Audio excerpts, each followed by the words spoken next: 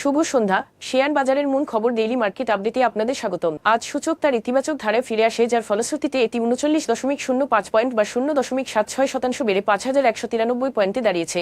আগের কার্যদিবসের তুলনায় লেনদেনের পরিমাণ ১৩.৯০% বেড়ে দাঁড়িয়েছে ৬২৭ কোটি টাকায়।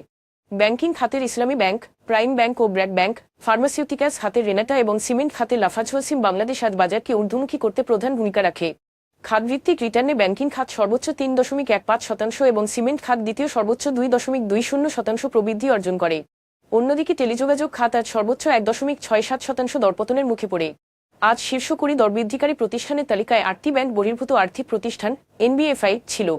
Premier Leasing and Finance, Far East Finance and Investment এবং International Leasing and Financial Services সর্বোচ্চ দরবৃদ্ধি অর্জন করে।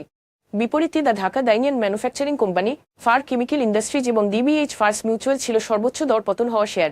এইসব শেয়ারের ক্ষেত্রে আজ কোনো মূল্য সংবেদনশীল তথ্য প্রকাশ করা হয়নি।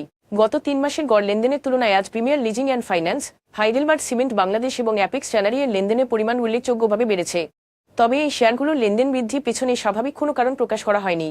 আজকের শীর্ষ দুটি সংবাদ: বাংলাদেশের মোট সরকারি বৈদেশিক ঋণ ২০২৫ সালের ৩০ জুন পর্যন্ত বেড়ে দাঁড়িয়েছে ৭৭.২79 বিলিয়ন মার্কিন ডলারে, যা এক বছর আগে ছিল ৬৮.৮22 বিলিয়ন ডলার।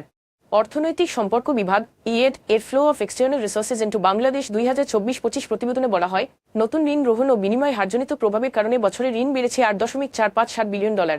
২০২৪-২৫ অর্থবছরে নিট সরকারি বৈদেশিক ঋণ গ্রহণ ছিল ৫.৮৩২ বিলিয়ন ডলার।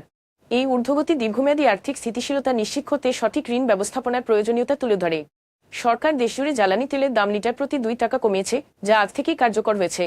নতুন দরে ডিজেল বিক্রি হবে লিটার প্রতি ১০০ টাকা, আগে ১০২ টাকা, এবং অকটেন ১২০ টাকা, আগে ১২২ টাকা।